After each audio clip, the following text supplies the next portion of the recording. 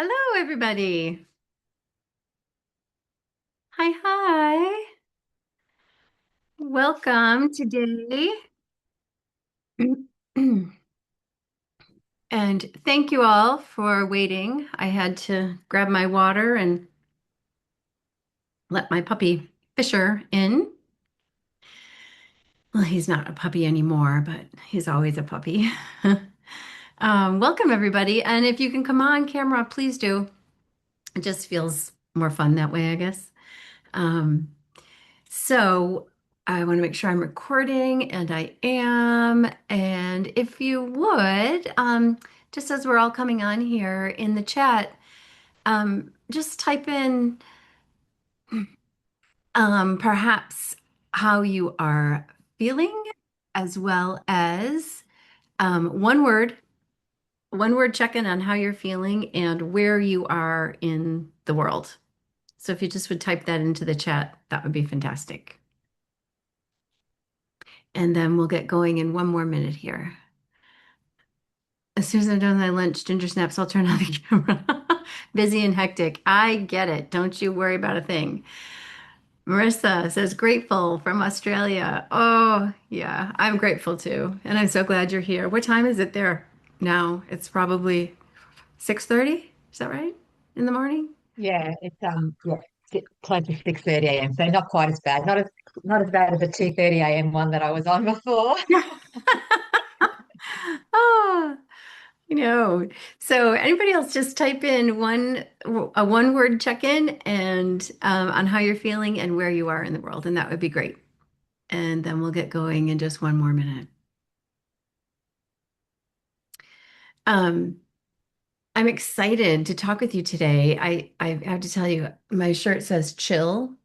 Um, and I love this sweater. It's a perfect weight. It's really nice here today. Um, but there's just a breeze. I live by the lake and there's a breeze. And my daughter, I got this for my daughter because she is in Charleston, South Carolina. And it has the palm tree on it, and I thought she would like it. And I like it so much, I'm wearing it until I see her next month. So, okay, hello, says, I'm doing good and grateful. I am here. I live in Ohio. Wonderful. Yeah, welcome. Thank you. Yeah, yeah. So, okay, as we get going here, people just type in one word how you're feeling and where you are in the world. It's just nice to know and connect, right? Um, so happy, Sophia. Me too. Excited. I feel excited to be here. I love doing these trainings every week for you because um, sometimes just identifying, hearing things, and taking in information over and over again, we start to um, discover things in a new way, right? And sometimes, like, you can take the class, or you can read the book, or you can, watch the video, and then you go back and you watch it again, or you have to retake the class, or you reread the book, and something else lands, something else comes in. And um, it's not that the information has changed, it's that we have changed, right? We are different every time we read the book or take the class or watch the video. We are different. And the more that we integrate and apply what I'm going to talk about today into our animal communication practice, um, we change. And so then you can hear, see, experience, receive information again that hits you in a new way because you have expanded, you have evolved. So does that make sense for everybody? So, I am a lifelong learner. I change every time I come to do a training and give a training. I change every time I go to a training of any kind. I am different. So I love that. And I just really want to put that here in the room for everybody, right? Howdy from Georgia. iPhone Air. I don't know who iPhone Air is. So if you want to type that into, that'd be great. So today, this is the Soulful Animal Communication Training that I do inside my free community every week. my free community on Facebook, and that is the Animal Communication Circle. And I love this group. I love coming and sharing with all of you. And Melissa, yay, hi. Um, and I want to give you pieces of telepathic communication with animals that you need to take this places in your life. I want to give you what you need. I want to highlight for you what you need. I want to highlight what your strengths are. And then I also want to encourage you to take this out into your life and do with it what you want. I talk a lot about skill set because I am a teacher. I have a school of animal communication, interspecies communication. And I also talk a lot about ethics and doing this work really well because I am a leader in this profession, and it is my belief that animals really need to be respected and represented at the highest level. And our work as animal communicators is one of the most powerful things, powerful forms of work that we could do. And you want to get it right because you don't want to get it wrong. So that might be a good motto. Um, so what I have for you today are my five must-have animal communication tools that you have to have in your toolkit. So these are my top five, and I want to tell you that you can write them down. Some of you may have experience with all of them, some of them, none of them. I have like a toolkit of about 30 telepathic tools, but today we're going to talk about five. And the first one is in your telepathic toolkit, you have to have a way a tool that helps you get grounded, centered, and quiet in your mind, right? So that's the first one. It's a grounding, centering, quieting tool. It's not it's not that you have to use it all the time and use it every time you tune in with an animal, although when you're first starting, absolutely, it's helpful. It's something that becomes just a must-have in your toolkit. And really, we should be using that every time you tune in with an animal. Um, and it's also a wonderful way to create like a reset in your own life, in your own day, to just telepathically check in with yourself, right? Telepathy with self is also a real thing. Who I love that. I have a course on that, telepathy with self. Um, so the first one is a grounding, centering, quieting the mind tool. And the one that I include in my level one animal communication course is a brainwave exercise where I take people through the different levels of brainwaves, all the way from up in gamma, beta down into delta, and then back up. And it is so powerful. I've done it twice with groups who are not animal communicators as well over the past week. And it's a game changer in terms of grounding and centering. So I don't know what you have in your toolkit. If you don't have a tool that helps you get grounded and centered and quiet your mind, clear your mind, then you have to find one. You have to have one. Um, Cameron, the brainwave exercise is awesome. Yes, it is. Thank you, Cameron. I do love it too. Um, and the next tool, and you guys can ask me questions about anything as we go along here. You can raise your hands. I just want to present the tools, and then we'll take a few minutes at the end for you to ask questions. The next must-have tool in your telepathic toolkit is you have to have a way to experience the animal's perspective. You have to have a tool that gets you into the space, the place, the perspective of the animal's experience. We are really good at observing. We are human beings, but we often spend a lot of time being human doers and human observers, right? And to really understand another being's experience, we want to experience that from their perspective, see it from their perspective, feel from their perspective, the emotions, sense from their perspective. So if you don't have a way to do that, you need to get one in your toolbox.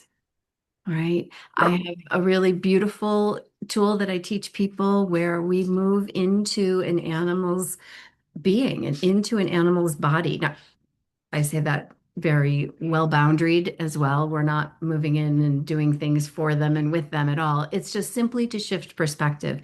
And it's very, very powerful. And maybe one of the most powerful tools in your telepathic toolkit because there is no translation that needs to happen. There is no back and forth that needs to happen. There is no um, receiving the right information. You actually get into the animal's perspective and experience what they're experiencing. You can hear what they're hearing. You can taste what they're tasting, smell what they're smelling, feel what they are feeling in their emotions, sense what they're sensing in their bodies. So I call this becoming one with an animal and really experiencing through their perspective. Super, super powerful. And I will tell you, it is a must have in your telepathic toolkit. Are these new for people that some of you know have been in my world, and so these are very familiar to you.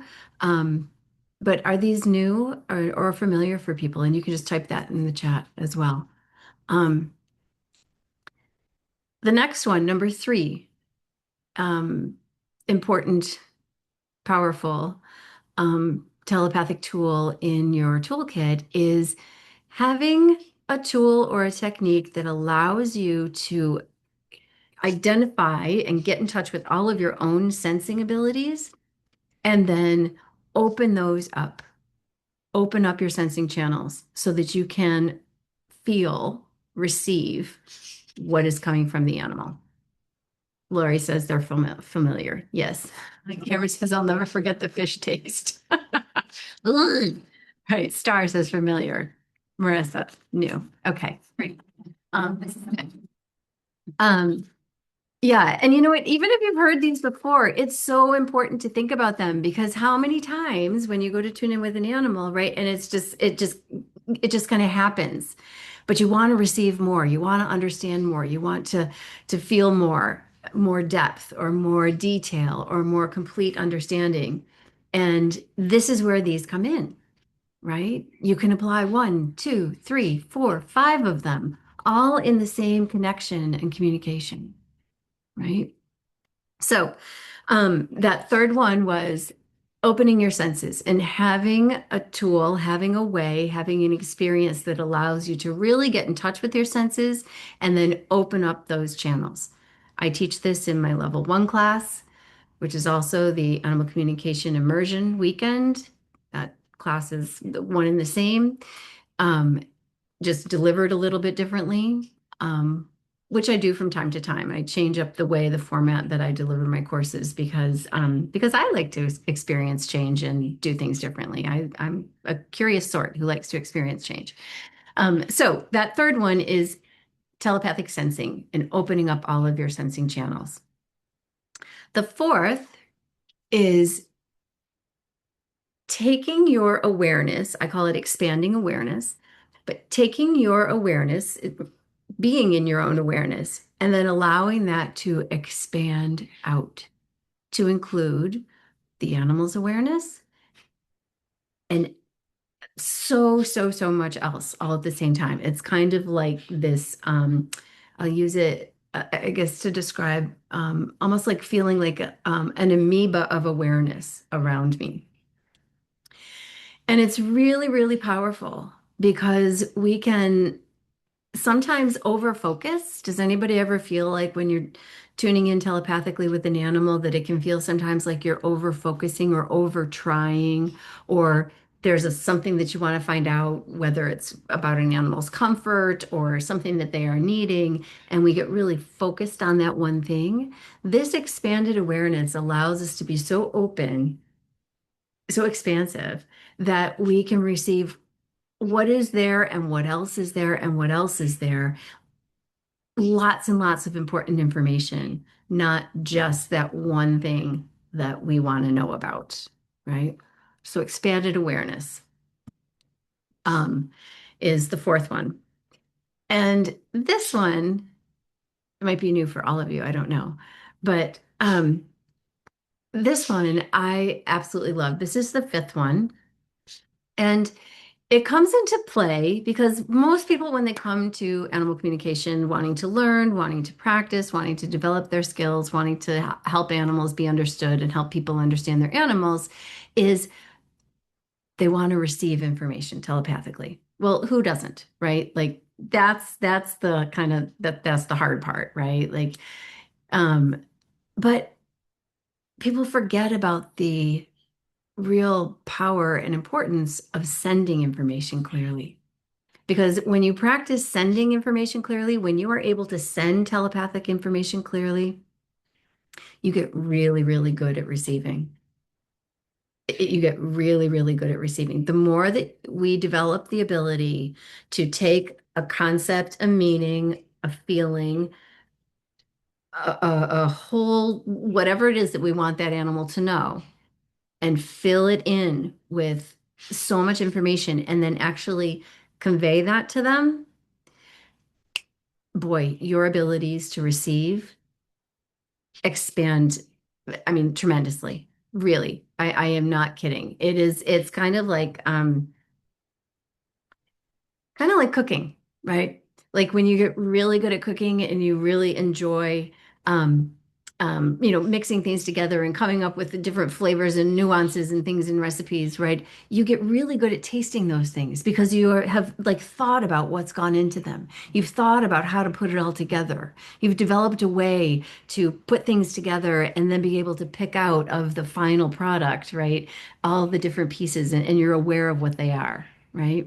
It's kind of that same process in telepathic communication with animals, where the more that we practice putting in the details and making it understandable and making it a sensory message as well as a meaning message and an emotional message and all of those ingredients that go in, right? And we get good at creating that and sending that to an animal, then you get really, really good at picking out the flavors and picking out and telling all the different bits that are in the messages that you start to receive. Okay. Does that land? Does that making sense for people? I think I like that analogy. I haven't used that analogy before, but I like that analogy of cooking. You start to detect all the flavors because you know what it's like to cook with different kinds of pepper and different kinds of whatever ingredients. Lori loved the analogy. Lori's really good at analogies. Lori's really good at seeing things in different ways and saying funny things. So, um, and I want to give you a way here today to apply that sending, right? I want to give you a tool here today that you can use and practice sending telepathic information.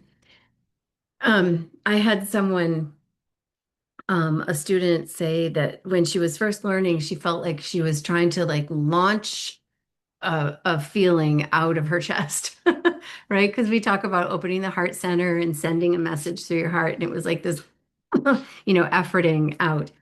I talk about it as it's kind of like praying a concept to an animal, right? You're just sending it as love and a blessing, but it might not be love and a blessing that you're sending. It might be something else that you're sending, but it's kind of like just sharing, sending love. But this is a really great way to practice sending. Imagine that in your understanding, in your concept right here, you have like a sticky note, right? A sticky note. And you can put anything at all on that sticky note. And in your mind, you can take that sticky note, and in your imagination, you can take that sticky note and you can send it over onto the wall, right? I want you to do that right now. Like just imagine there's a sticky note, and I want you to put a red heart on it, and I want you to send that sticky note to the wall in front of you. Feel it land there? And now take the sticky note off of the wall, and I want you to send it up to the ceiling, right above your head. And now I want you to take that sticky note. I want you to send it right out onto the desk in front of you or the phone screen or whatever's right in front of you and send it there. Could you feel it land each time? Just give me a thumbs up, right? So what you can do is make that sticky note really, really detailed, right? Color it in. Give it 3 dimensions, right? Give it emotion, right? So let's just take a concept of, um, let's take the concept of love. And I want you to like imagine it's a sticky note, but it's like it's this whole little instead, right? It's not just a flat sticky note. It's kind of a 3 dimensional, 4 or 5 dimensional energy ball. And I want you to infuse it with love. And I want you to put in there the feeling of physical feeling of love when you feel love. You get warm in your heart, you get warm in your belly. You might feel like a sense of satisfaction and safety, right? So add that into that little energy ball of a message. And then I want you to feel a temperature in there. Is there a temperature to love for you when you feel love? And now I want you to send that whole concept with all those details over to the wall in front of you and feel it land there. And then take it from there and you can move it telepathically and move it up onto the ceiling. And then take it and hold out your right hand and move it onto the palm of your right hand and feel it there. And notice the sensation. Notice what you feel, right? Notice if you can feel the temperature. Notice if you can feel the weight, the density, the what's the word? Pressure, maybe? I'm not sure what that is. Um, Notice if you can feel the um, the emotion through your hand coming right into your body, right into your heart. Rosie came up to get some love out of my right hand. Right? And you can feel those details. But that's just a little exercise. And now you can just take that love, and if you have an animal nearby, or you can even give it to yourself, just telepathically let it come into you or over to your animal friend and let them receive that concept of love, right? I give you that as tool number 5 because by developing that ability, you are going to tenfold your ability to receive telepathic communication. Detailed, deep, meaningful, complete telepathic communication. Just by practicing that one exercise in creating a message and sending a message, it will come. You are opening up your own sensory channels right there. Okay. So, um, I want to take a couple minutes for questions and then we will yeah, and then we'll end. So I just want to review those. The first one is a way to calm and center and quiet your mind. I teach the brainwave cycles per second. That is a beautiful exercise. It's super powerful. It's so multifunctional. Really, really good. The second one is you have to have a tool that allows you to experience the animal's perspective, not be an observer, right? Not just be an observer. You have to experience the animal's perspective. The third one is a tool that will help you open your sensing channels, open all of the channels that you receive sensory information. So, seeing, hearing, tasting, smelling, touching, feeling emotions, sensations in your body. Okay. And not just one of those avenues, all of those avenues. I hear people say sometimes, oh, I only get messages through vision. I only get visual impressions.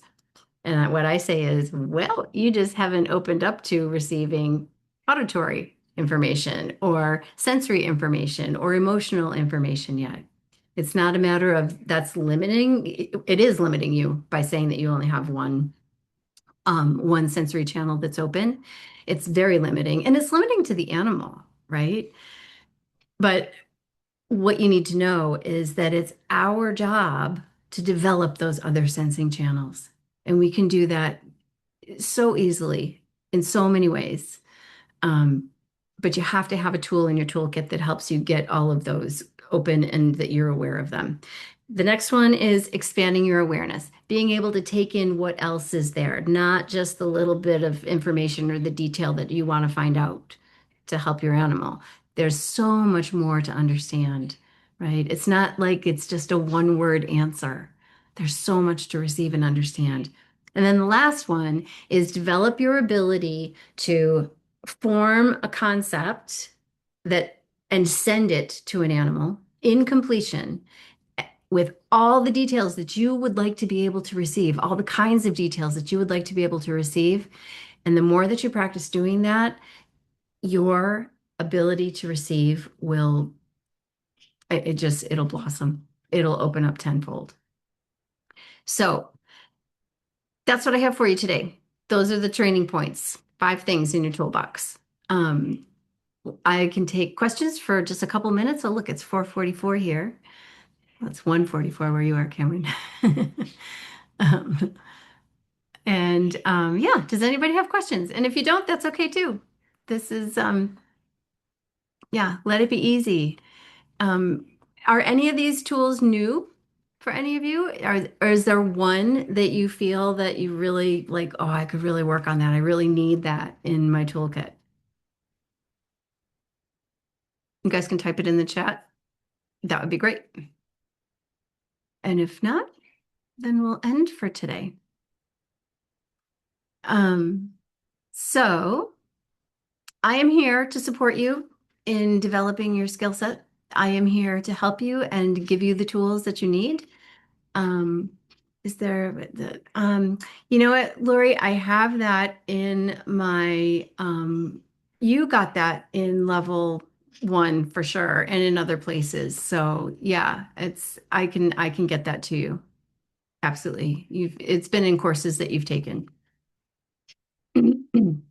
Um, so yes, what I was saying is I am here for you. I will support you and yeah, be your guide on your journey in animal communication. Let the animals be the teachers, and it's so much fun.